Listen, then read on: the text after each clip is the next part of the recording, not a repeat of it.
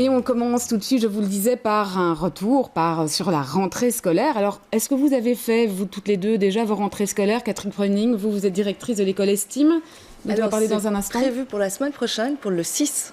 Ouais, rentrée du secondaire. Rentrée du secondaire, tout à fait. Alors, tutti frutti, école maternelle, mais là, vous avez décidé de ne pas faire comme tout le monde. Voilà, pas aujourd'hui, mais la semaine prochaine également, le mercredi 6, pour les maternelles. En revanche, pour l'extrascolaire, c'est le 18. Alors, je parlais dans mon introduction d'école de niche ou d'école avec un projet qu'on pourrait dire sur mesure ou en tout cas spécifique.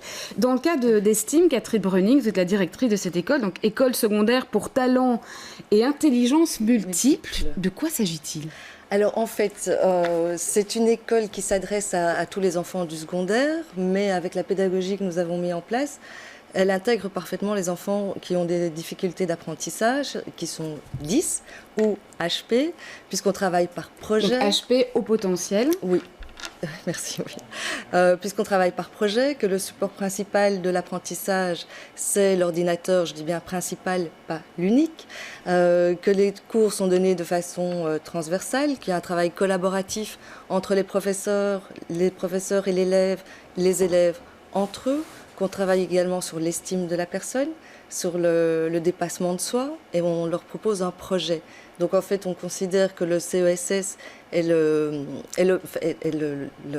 la chose à obtenir, mais qu'on va bien au-delà, puisque aujourd'hui, on estime que 85% des métiers qui existeront au-delà de 2030 n'existent pas encore aujourd'hui. Oui, alors pourquoi l'ordinateur ? Donc, de quelle manière ? Parce que vous insistez là-dessus, sur le fait que l'ordinateur devient un instrument assez important dans l'école. Ça veut dire quoi ? Les élèves n'écrivent plus avec un stylo et dans des cahiers, ils font tout à l'ordinateur ? Alors, donc le support principal, c'est l'ordinateur. Mais ils ont le choix, c'est-à-dire que si un élève préfère, parce que lui, il a besoin d'écrire pour enregistrer, retenir ou pour proposer quelque chose au groupe, il peut bien évidemment utiliser un papier, un crayon, des couleurs, ce qu'il a envie. Mais l'ordinateur est plus, selon vous, indiqué dans le cas des élèves auxquels vous vous adressez en particulier ? Mais je pense que l'ordinateur s'adresse à tous les enfants aujourd'hui. C'est leur monde, c'est avec ça qu'ils vivent. Enfin, dès qu'on passe dans le secteur professionnel, on a les ordinateurs. Donc, je pense qu'une école secondaire aujourd'hui doit lier son apprentissage à l'ordinateur, à l'informatique. Alors juste pour terminer, avant de faire réagir Patricia Pitichy de l'école Tutti Frutti, donc vous parliez d'élèves 10 avec des difficultés d'apprentissage ou HP au potentiel. Oui. C'est-à-dire que là, on est quand même si c'est une école évidemment qui ne va pas refuser les autres élèves, les élèves qui n'auraient pas ces caractéristiques-là ne se verraient pas refuser, mais néanmoins, c'est une école qu'on pourrait quand même dire bien de niche et donc qui a un projet spécifiquement orienté vers certaines catégories d'élèves ou d'enfants. Je dirais que les enfants qui ont certaines difficultés vont être beaucoup plus facilement intégrés chez nous et vont peut-être... En tout cas, c'est votre projet. Voilà. Donc, c'est comme ça que vous l'avez conçu. Oui, c'est pour comme ces ça que nous élèves-là. l'avons conçu. Oui.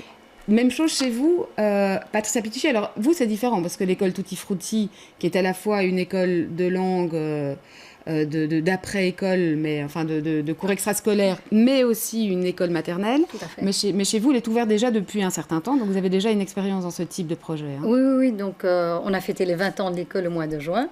Et donc, mais l'école maternelle en elle-même, elle est ouverte depuis moins longtemps que ça. Hein. Depuis le 2003. C'est ça. Donc, on a quand même une belle expérience. Mais donc aussi un projet spécifique. Hein. C'est un projet spécifique puisqu'il s'agit d'un apprentissage linguistique destiné aux jeunes enfants, donc de 3 à 11 ans, pour les maternelles encore plus petits, donc de 3 à 5. Et on essaye d'adopter vraiment une pédagogie novatrice, donc de proposer des activités, qu'on ne soit pas toujours dans le frontal. On travaille beaucoup avec des artistes, donc non seulement par rapport aux élèves, mais même le corps enseignant n'est pas nécessairement... professeurs. Donc on leur donne une formation spécifique à Tutti Frutti pour que ils adhèrent à notre philosophie, mais eux aussi. Et donc orienté langue aussi. Orienté langue, toujours orienté langue. Donc des classes bilingues. Des classes bilingues en maternelle. Donc jusqu'à présent on a eu 4 sections et maintenant on va lancer une cinquième. Une cinquième. Donc ça veut dire que ça a du succès ce projet. Ça a du succès. Les parents sont très demandeurs. Donc et moi je suis convaincue. Donc ça répond à une demande. Absolument. Vous vous rendez compte. Absolument. De votre côté, Catherine Breuning, c'est un peu difficile à évaluer encore parce que le projet voit le jour cette année. Mais néanmoins, ça répond à une demande, ce type de projet? Alors, il y a une vraie demande. La difficulté, c'est que voilà, nous ouvrons, donc il faut que les parents nous fassent confiance. Ce qui n'est pas encore le cas? Mais nous ne sommes pas reconnus subsidiés, donc on est en école privée. Donc ça, c'est un second frein. Et ça, on y reviendra, hein, parce que pour y voir plus clair justement sur ce statut particulier d'école privée, mais juste pour revenir sur les demandes oui. Et sur le succès que rencontre l'école, parce que pour l'instant, donc les inscriptions sont ouvertes. Les inscriptions sont ouvertes, nous avons peu d'élèves inscrits, mais les inscriptions peuvent se passer pendant toute l'année. Donc voilà, nous espérons... Ouais, mais vous vous rendez compte quand même que c'est pas évident de faire sa place quand on démarre et puis quand on est une école avec un statut particulier. Et effectivement, vous êtes une école privée qui n'est pas reconnue par la communauté française. Voilà.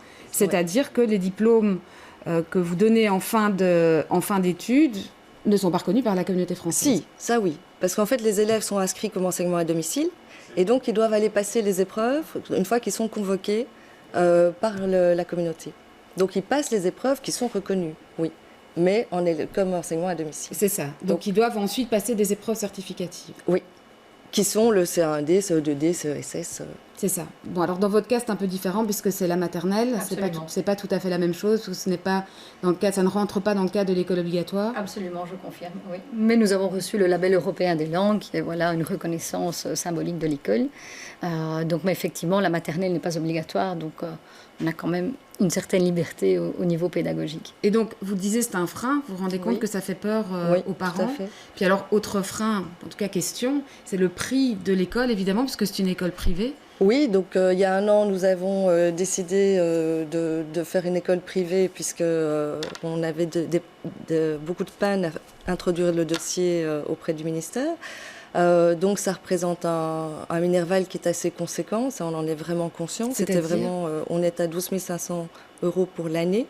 Ouais, donc c'est vraiment une école de niche, hein. C'est une école pour aussi des catégories de parents qui peuvent se permettre ce type d'enseignement. Oui. Enfin, ce coût d'enseignement.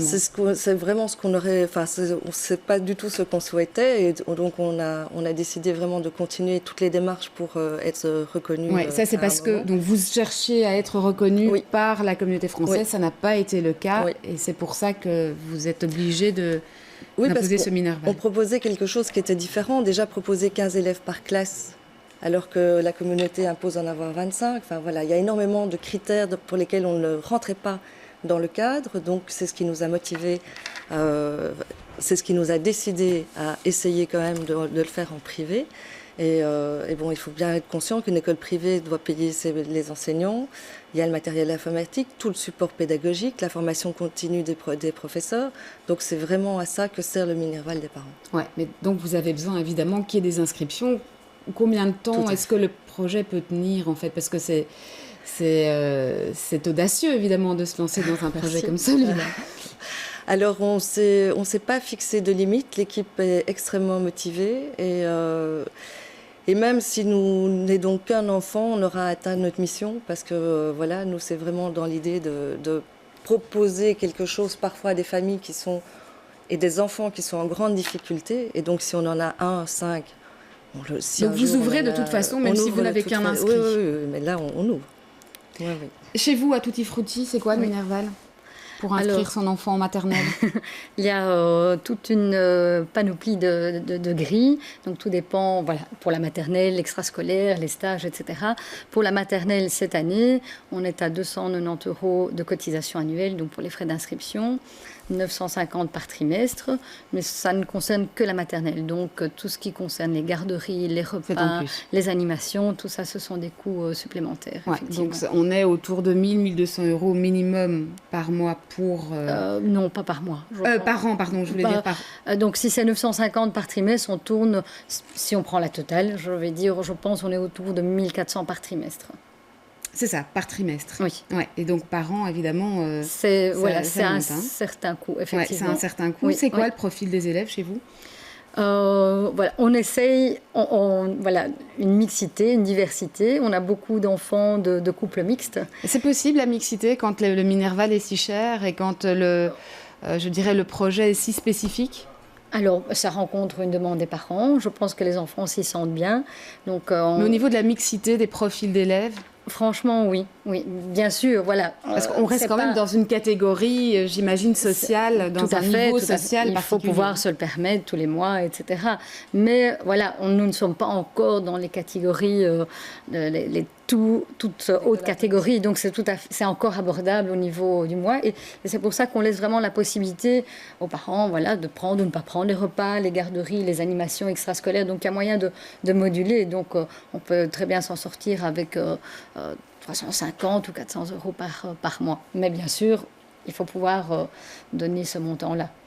Dernière chose, j'ai envie de vous demander à toutes les deux, est-ce que vous sentez que ce genre de projet d'école de plus en plus spécifique, qui s'adresse à des profils particuliers, se développe? Est-ce que ça prend de l'ampleur, Catherine Bruning? Tout à fait. Tout à fait. Il y a l'école Nova qui vient d'ouvrir, il y a l'école démocratique. Alors il y a énormément de choses qui se fait au niveau du primaire, maternelle primaire. Il y a nettement moins au niveau du secondaire. Mais il y a beaucoup d'initiatives et c'est vraiment, je pense que c'est un signe qui est assez fort au niveau des citoyens de dire, ben voilà, on veut faire bouger les choses et les choses bougent. Et je trouve ça très positif de voir qu'il y a une volonté de changement. Oui, rapidement, de votre côté, vous faites le même constat? Absolument. Il y a vraiment un souhait de changement, que ce soit de la part des parents, des enseignants, de l'équipe au sens très large. Donc il y a vraiment un souhait d'un autre type d'apprentissage, absolument. Très bien, merci à toutes les deux. Mais bon, comme vous le disiez, se pose quand même la question de la reconnaissance par la communauté française, oui, de ce type de projet. Merci en tout cas d'être venus nous en parler.